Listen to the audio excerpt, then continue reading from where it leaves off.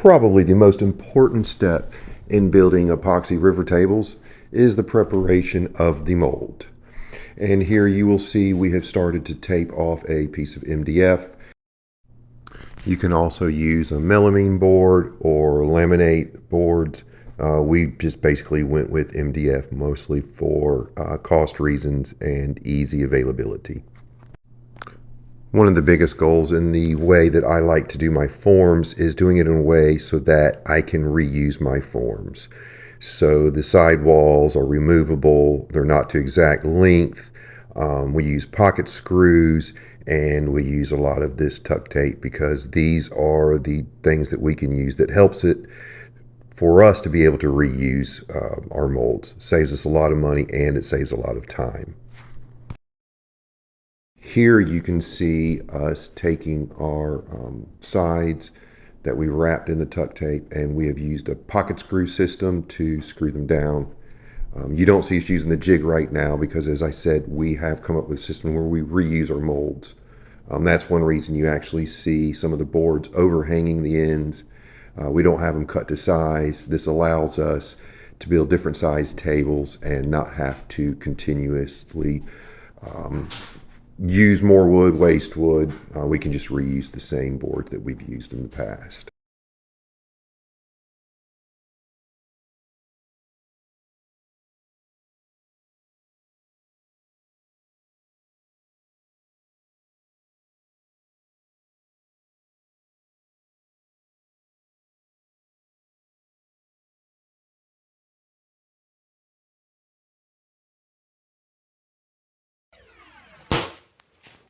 I said tuck tape, but this is actually my favorite tape. Up in the top right corner is a little post of the actual brand I use. I really love how it stretches and has great adhesion.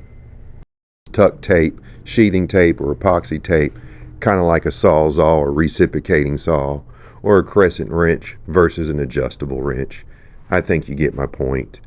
Building the mold is by far the most important thing. You do not want leaks when you go pouring hundreds or $1,000 worth of epoxy. Trust me, it's happened to me more than once, and it's probably happened to anybody who's ever poured a river table.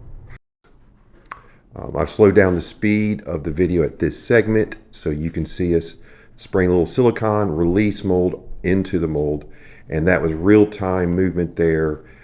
So you do not want to use very much. It's probably a little bit less than what it actually appeared. Very important. And be careful not to get overspray onto other things within your shop. That could actually lead to becoming a nightmare. Here we are setting our slabs into the mold to get ready to pour our epoxy. We've cut the ends to fit in. It doesn't have to be perfect. You just want to get pretty close. And make sure to leave yourself an inch or so on each end so that when after you finish pouring, you'll come in one more time and cut the ends off precisely to the size you want. Gives you a really nice clean edge and a natural edge so you don't have epoxy on the ends. And now at this point, we are just about ready to pour epoxy.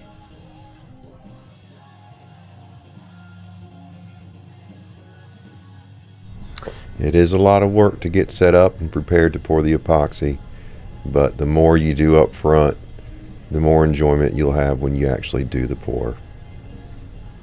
It is a interesting feeling to come in the next morning and see gallons and gallons of epoxy on the floor. And if you can, you would like to avoid that.